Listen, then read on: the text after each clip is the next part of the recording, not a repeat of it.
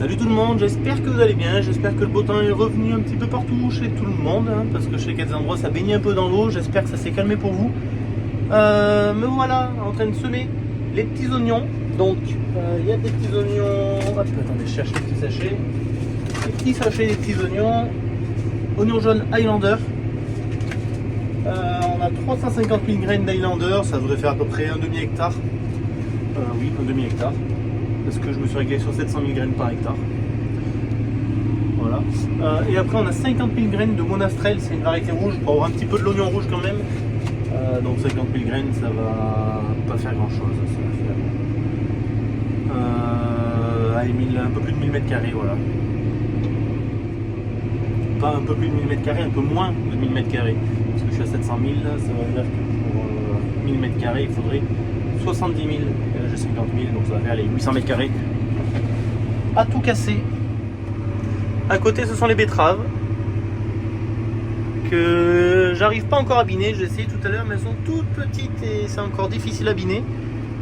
Et là, dans la parcelle, on a Manu qui est en train de passer un petit coup de vibro juste avant le semis.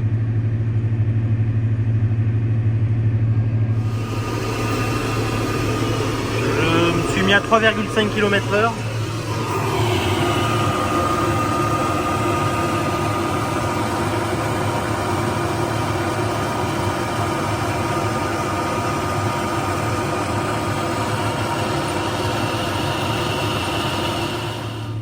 Habituellement, les oignons, on les sème plutôt à 4-5 km/h. Là, disons qu'on n'est pas pressé.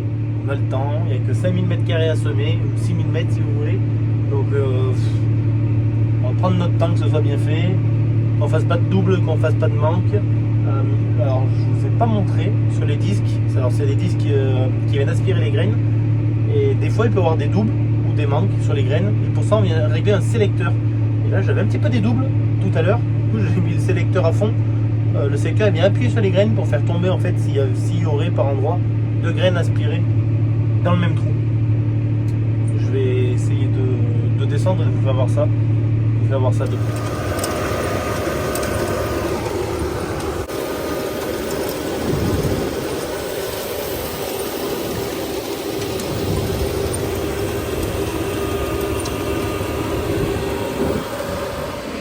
Alors, vous avez vu, il y a le disque qui amène la graine jusque dans la terre. Donc on a le sillon, le soc qui vient créer un sillon.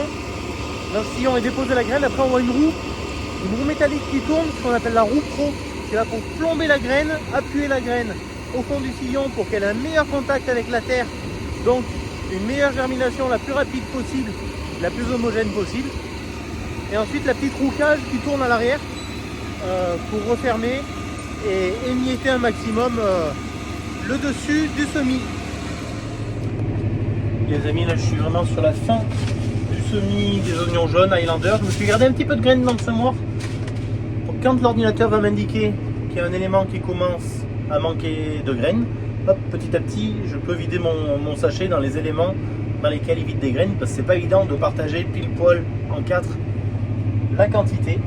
Donc voilà pourquoi je l'ai gardé vraiment un fond de sachet. Je vais faire ça tranquillement et je vais faire en sorte que les 4 trémies se vident, les 4 en même temps si possible, le plus rapproché possible du moins. Vidanger à fond mes trémies pour repartir ensuite avec les semences d'oignons rouges, quelle variété, Monastrell. Les oignons rouges ensuite pour pas mélanger du jaune et du rouge. Sinon ce serait la misère, après il faut le trier à la main, vous imaginez bien que ce serait pas chouette.